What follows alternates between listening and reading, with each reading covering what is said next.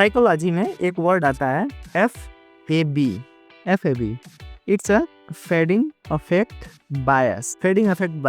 Right. तो अच्छा, fading affect बायस क्या होता है? फेडिंग अफेक्ट बायस वो होता है कि जब आप टाइम देते हैं किसी भी सिचुएशंस को, तो उस टाइम क्या होता है, जैसे मान लीजिए आप किसी ट्रबल में, किसी परेशानी में हैं, और उसके बाद आप थोड़ा सा अपने आप को टाइम देते हैं, एलोन आइसोलेशन में जाते हैं, या फिर यूँ कहें कि आप जब खुद को टाइम देते हैं उसके साथ ही करने के लिए, तो उसमें उस दौरान क्या होता है कि कोई भी निगेटिव मेमोरीज जो होती हैं ना, वो बहुत तेज़ी से फेडेड आउट होती हैं, और उसके बाद वो पॉजिटिव जो मेमोरीज है वो आपके पास रह जाती हैं। तो उस टाइम आप क्या करते हैं, क्लियरली किसी चीज़ को सोच सकते हैं। तो कहीं ना कहीं उससे भी हम लोग लिंक करके देख सकते हैं कि muddy water is a best cleared by living it alone. कि अगर क्या है कि हम लोग किसी सिचुएशंस को ही करने के लिए अगर खुद टाइम देते हैं, तो दैट उसके बाद क्या है कि वो काफ़ी एक पॉजिटिव वे में हम लोग उस चीज़ को सोच सकते हैं। तो इसके और तरीके हो सकते हैं एक्सप्लेन करने के, बट एक अप्रोच ये भी है, right everyone. Today in this video we are going to see the question paper of essay 2025 of UPSC।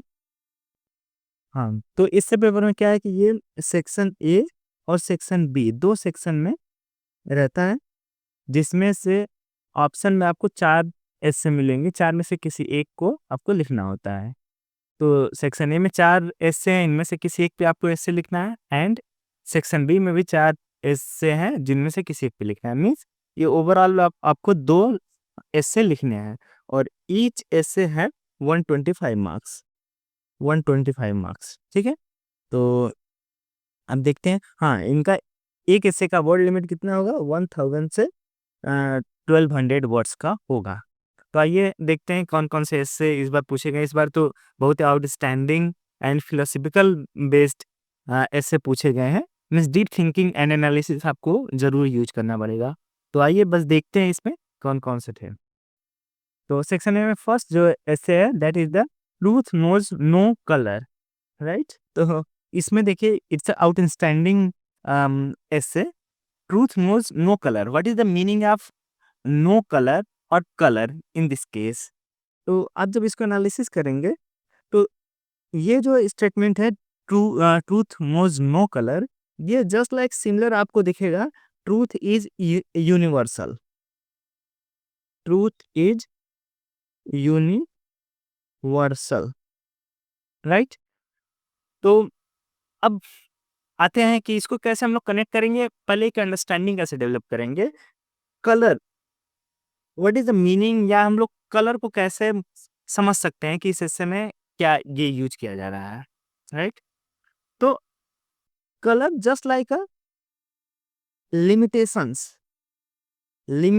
किसी चीज से लिमिटेशन, पार्शियलिटी या एनी बायसेज ये हो सकते हैं। तो इन चीजों को, न लिमिटेशंस को वो समझता है, न पार्शियलिटी को समझता है, न बायसेस को समझता है। इसलिए हम लोग इसलिए इस स्टेट में ये कह सकते हैं कि truth knows no colour. Colours implies या colours signifies for the limitations, partiality, biases, but its reality is that कि truth knows no color। Truth किसी भी पार्शियलिटी को नहीं जानता है, किसी बायसेस को नहीं जानता है, राइट। अच्छा, ये लिमिटेशंस, पार्शियलिटी, बायसेस क्या हो सकते हैं? ह्यूमन बायस हो सकते हैं। ह्यूमन बायसेस, जब हम लोग कोई एक धारणा बनाते हैं ह्यूमन बायसेस के बेस पे, तो उस बेस पे ट्रूथ पे उसका कोई असर नहीं रहेगा, right. Prejudice, social divisions, right. तो ये सब क्या हम लोग कह सकते हैं कि एक सिनोनिम्स या फिर एक एनालॉगी हम लोग देख सकते हैं कलर्स का और इन सब चीज़ों का, right.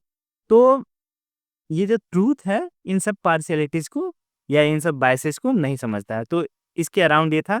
It's a pure philosophical like and we can connect many aspects, uh, many sections of the society and social, political, economical, इन सारी चीज़ों से भी हम लोग इसको कनेक्ट करके एक्सप्लेन कर सकते हैं। तो ये था हमारा first essay. Now second, the supreme art of war is to subdue the enemy without fighting. तो ये देखिए कितना कितना बेहतरीन एक एसे है। तो इसको हम लोग ऐसे देख सकते हैं कि एक कोई पर्सन है, तो किसी भी पर्सन के लिए वर्ल्ड के दो मीनिंग हो सकते हैं, एक इंटरनल वर्ल्ड और एक एक्सटर्नल वर्ल्ड। किसी भी बात, अगर वो इंटरनल वर्ल्ड की हम बात करें, तो जो हमारा anger, sadness, anxiety, low self esteem, ये सब भी क्या है, एक हमारे एनिमी की तरह ही है हमारे इंटरनल वर्ल्ड में, जो हमको डे बाय डे एक वीक बना सकते हैं। तो इनसे भी हम कैसे लड़ सकते हैं, विदाउट फाइटिंग। और एक एक्सटर्नल वर्ल्ड जो कि एक वॉर, यहाँ पर भी वॉर। तो इन चाहे दो कोई भी वॉर हो, चाहे यहाँ पे हमारे एनिमी हो, चाहे एक्सटर्नल वर्ल्ड में हमारे एनिमी हो, जब इनसे हम लोग लड़ते हैं तो हमारा क्या होता है कि लॉस अल्टीमेटली हमारा ही लॉस होता है। तो द बेस्ट आर्ट ये है कि आप जो एनिमी है उनसे विदाउट फाइट किए ही आप उनको परास्त कर दें, राइट। जैसे गांधी जी का जो नॉन वायलेंस का जो एक वे था, अल्टीमेटली हम लोगों को ट्री मिली एंड हम लोग फ्री हुए ब्रिटिश रूल से। तो उस टाइम तो लोग एक्सेप्ट ही नहीं कर पा रहे थे, जब first world war, second world war, कि विदाउट वार के means without weapons and in सारी चीज़ों के भी हम लोग आज़ादी पा सकते हैं। बट गांधी जी का ये जो नॉन वायलेंस का जो तरीका था, वो कहीं ना कहीं हम लोगों को इस तरीके से अलाइन करता है सोचने के लिए, without fighting we can subdue our enemy, right. तो ये था, ये काफ़ी अच्छा और अपने अपने तरीके से इसको एक्सप्लेन किया जा सकता है। बट अभी हम लोग फोकस कर रहे हैं बस इसके कि what was the essay topics, right. तो ये सेकंड था। अब थर्ड हम लोग देखते हैं, thought find a world and create one also. Thoughts जो है कि एक वर्ल्ड को खोजता है, फाइंड करता है, and create one also. Just like एक सिनोनिम्स आप देख सकते हैं, सॉरी एनालॉजी आप देख सकते हैं, लाइक डिस्कवरी एंड इन्वेंशन में। डिस्कवरी एंड इन्वेंशन, डिस्कवरी क्या होती है, डिस्कवरी इज दैट थिंग्स कि वो एग्जिस्ट तो कर रही है वर्ल्ड में, existed. And what is the invention, invention वो चीज है कि जो एग्जिस्ट ही नहीं करती है, not existed right now, but we can create, आप उसको बनाते हैं, तो दैट इज द इन्वेंशन। तो ये थर्ड पॉइंट जो है कि thoughts find a world, thoughts जो आपके हैं वो एक वर्ल्ड को फाइंड करते हैं एंड क्रिएट वन ऑल्सो। उस थॉट से आप एक नई चीजें भी उसको इवॉल्व कर सकते हैं। तो ये भी काफी फिलोसफिकल एंड बहुत ही काफी अच्छा ऐसे था। और नाउ अब देखते हैं next fourth one from the section A, best lessons are learned through bitter experiences. सबसे अच्छे सबक कड़वे अनुभवों से सीखे जाते हैं। अगर आप अपने 20s में हैं और 30s में हैं, लाइक राइट, और अगर आप 20s में भी जो आपका एक्सपीरियंस 20s में है, वो आफ्टर 10 ईयर 30s में वो काफ़ी इन्हेंस करेगा, क्योंकि यहाँ पे आपकी life style and purpose 20s में वो डिफरेंट है। लाइक आप कॉलेज में हैं और स्टडी कर रहे हैं, we are dependent on parents, we are not started your earnings. तो यहाँ पे आपके एक्सपीरियंस अलग हैं। बट आफ्टर 10 ईयर्स जब आप 30s में जाते हैं, तो धीरे धीरे आपकी डिपेंडेंसी खुद से भी कम होने लगती है और पेरेंट्स का भी बर्डन बढ़ने लगता है, और वो भी चाहते हैं कि आप जो है कि अर्न करना स्टार्ट करें। उसके बाद आपकी कॉलेज लाइफ ख़त्म हो जाती है, फिर आप अपनी फैमिली बनाते हैं, लाइक मैरिज, चाइल्ड। तो अब इनके बर्डन्स आपको देखने पड़ेंगे, या इनके जो भी स्पेंडिंग्स हैं वो आपको देखने पड़ेंगे। तो वहाँ पे अब इस 30s के एज में आपको अलग चीज़ों का अनुभव करना पड़ेगा, राइट। तो वो एक्सपीरियंस आपका टोटली डिफरेंट होगा 20 के। On the basis of this example I want to describe the fourth essay best lessons I learn through the bitter experiences. हाँ, और ये जो बीटेड एक्सपीरियंस तो कई सारे हैं, बट ये जो बीटेड एक्सपीरियंसेस हैं वो आपको हर एज में या हर एक ये सीरीज रहेगा, आपको मिलते जाएंगे। जैसे ही आप थोड़ा होश संभालते हैं, वहाँ से स्टार्ट होता है ये। जब आप स्कूल में हैं, वहाँ पे आपको बीटेड एक्सपीरियंसेस मिलेगा। कॉलेज में जाएँगे, यहाँ पे आपको बीटेड एक्सपीरियंसेस मिलेगा। फिर कॉलेज के बाद आप जॉब में जाएँगे। तो ये सारी चीज़ें हैं। उसके बाद फिर प्रोफ़ेशनल्स हैं, professional life, personal life, everything. Uh, आप जो है कि आपको एक्सपीरियंसेस होते ही रहेंगे, और वो लाइफ़ लेसन्स ही हैं, वो एक्सपीरियंस के साथ ही आते हैं। तो ये भी काफ़ी फिलॉसफिकल था, अच्छा है। तो ये था हमारा 4। नाउ अभी सेक्शन ए के 4 थे।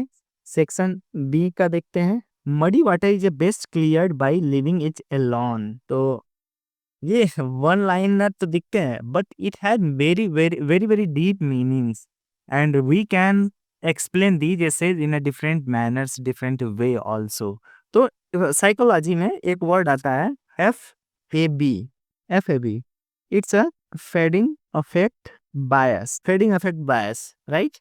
तो अच्छा, फेडिंग अफेक्ट बायस क्या होता है? फेडिंग अफेक्ट बायस वो होता है कि जब आप टाइम देते हैं किसी भी सिचुएशंस को, तो उस टाइम क्या होता है, जैसे मान लीजिए आप किसी ट्रबल में, किसी परेशानी में हैं, और उसके बाद आप थोड़ा-सा अपने आप को टाइम देते हैं, एलोन आइसोलेशन में जाते हैं, या फिर यूँ कहें कि आप जब खुद को टाइम देते हैं उसके साथ हील करने के लिए, तो उसमें उस दौरान क्या होता है कि कोई भी नेगेटिव मेमोरीज़ जो होती हैं ना, वो बहुत तेज़ी से फेडेड आउट होती हैं, और उसके बाद वो पॉज़िटिव जो मेमोरीज़ है, वो आपके पास रह जाती हैं।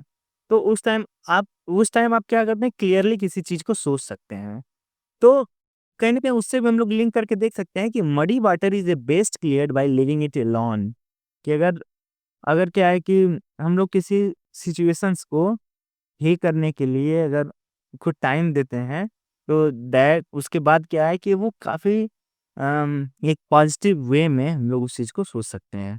तो इसके और तरीके हो सकते हैं एक्सप्लेन करने के, बट एक अप्रोच ये भी है, right? And one of the best essay आप इसको कह सकते हैं, राइट? एंड सिक्स्थ हम लोग देखते हैं। द यस्ट is much which the days never knows. Definitely कि अलॉट्स ऑफ थिंग, अगर ज़्यादा चीज़ें हैं तो वी कैन, वो हमको जो है कि ज़्यादा सिखाती हैं। Which the days never knows. तो I think everyone understand this quotes, and they can explain in different way, और अलग-अलग तरीके से वो इसको इसको एक्सप्लेन कर सकते हैं, राइट? तो अब आगे हम लोग देखते हैं 7th one. It is best to see life as a journey, not as a destination. तो ये तो मेरा सबसे, इस पूरे एस्से में ये वाला मेरा काफ़ी फ़ेवरेट एस्से मैं इसको कह सकता हूँ, है। और ये जो है कि सबसे अच्छा मुझे ये वाला एस्से लगा। It is the best to see life as a journey, not as a destination.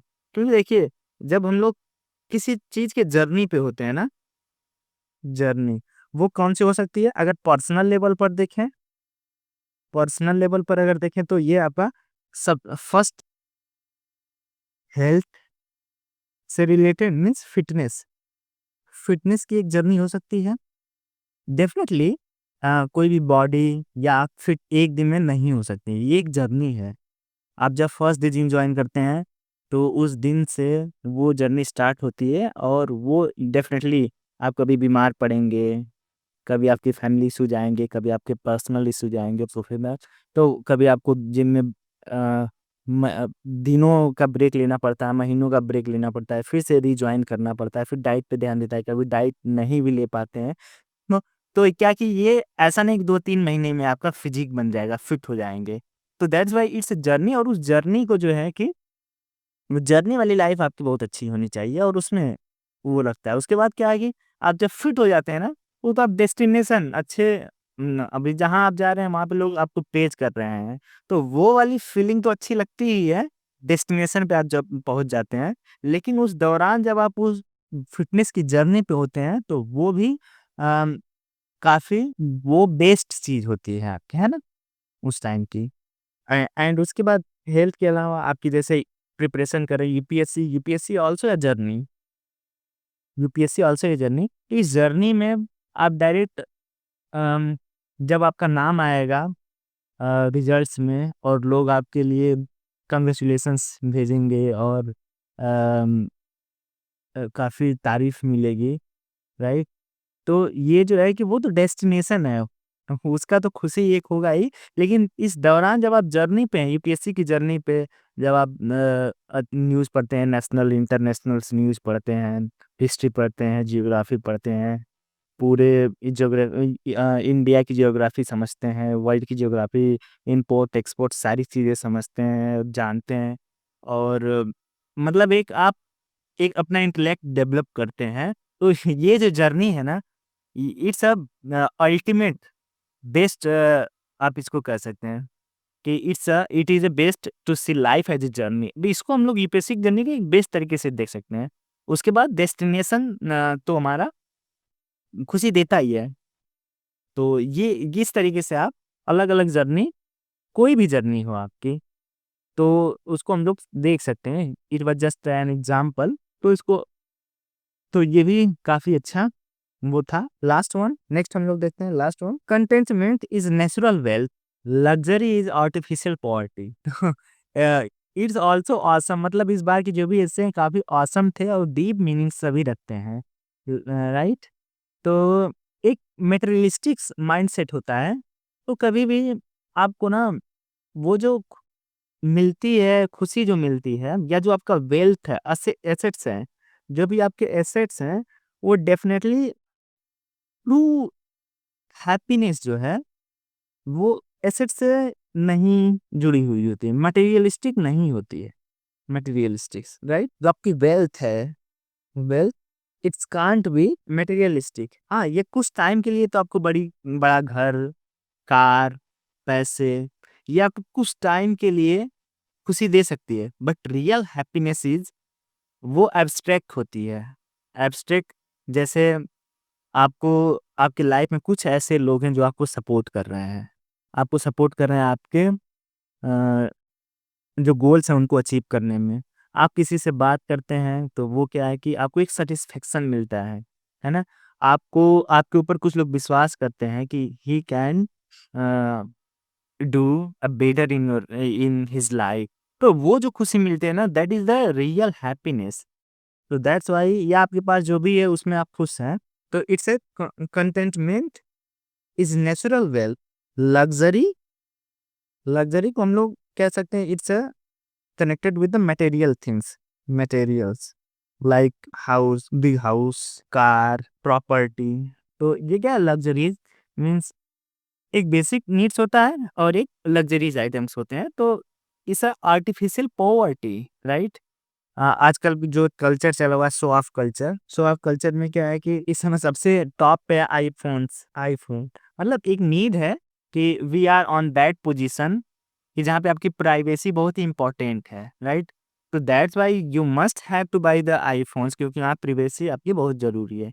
But अगर हम एक कॉमन मैन हैं, जिनकी हमारे डेटा से मतलब कोई ऐसा नहीं है कि बहुत ही ज़्यादा डिज़ास्ट्रस होने वाला है, तो वी कैन मैनेज, है ना?